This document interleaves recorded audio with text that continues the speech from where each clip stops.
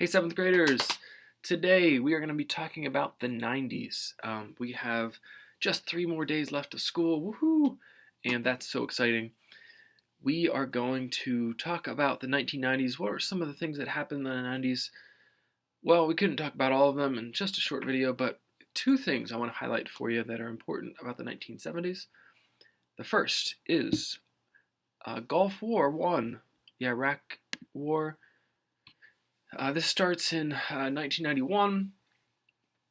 There is a leader in the country of Iraq named Saddam Hussein, and he invades Kuwait, their neighboring country. So you see Iraq there on the map. They travel into Kuwait, and Kuwait is a country that has lots of oil, and um, our president, the United States president, George Bush Sr., he's not really a senior, but we can call him that, the first George Bush, H.W. Bush, he becomes sort of the leader of a group of forces who decide uh, to make sure that Iraq doesn't do anything aggressive towards Kuwait. So they say, you got to get out. If you don't get out, we're gonna stop you.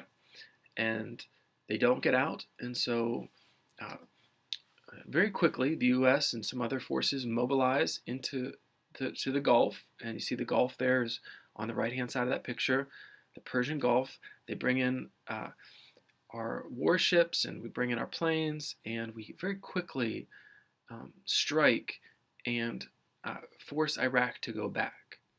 At this point, some people are saying, well, let's just keep on going and overturn Saddam Hussein. He's a tyrant. He's a terrible leader for this country.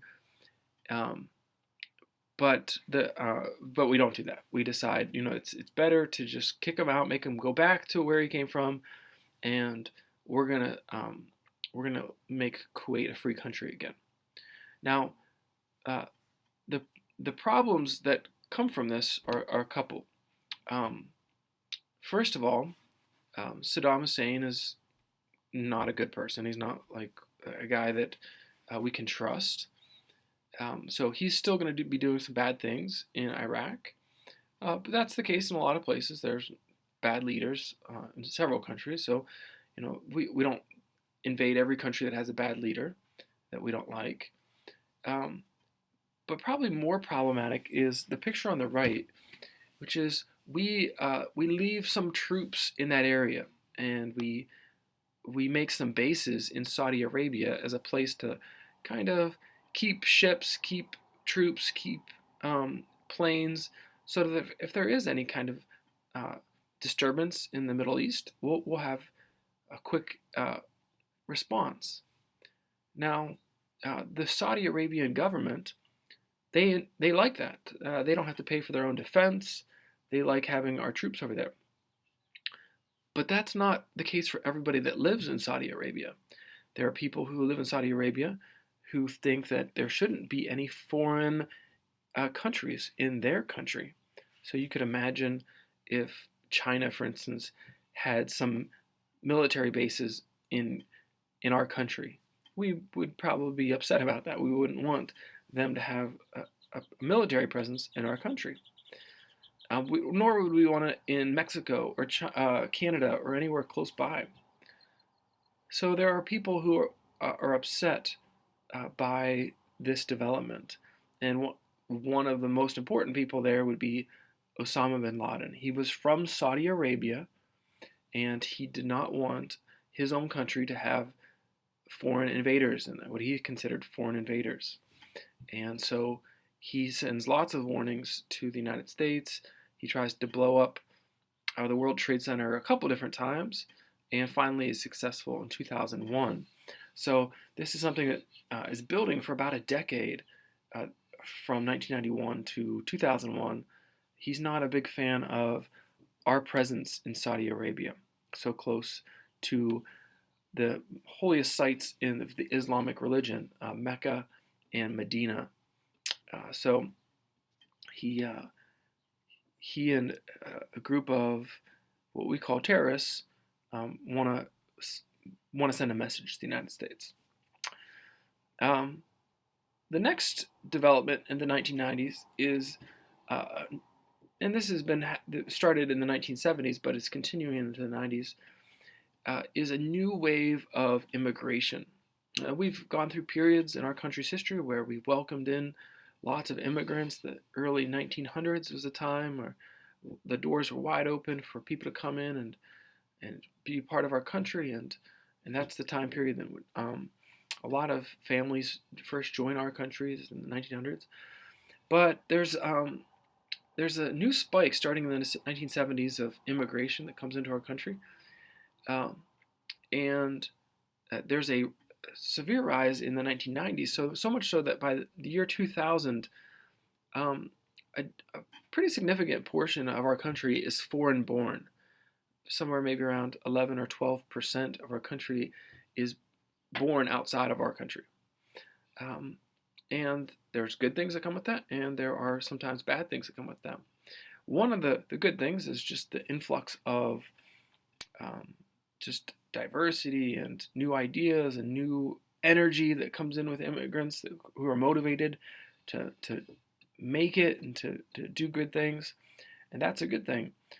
Sometimes there's the negative part of maybe feeling of competition from people that have lived here before, and maybe a feeling of, hey, where are our jobs going? And that kind of animosity can occur during times of immigration. And there's a transfer of population from the big cities in the north to what we might call the Sun Belts, places in the south, from Texas all over, Arizona, over to Florida.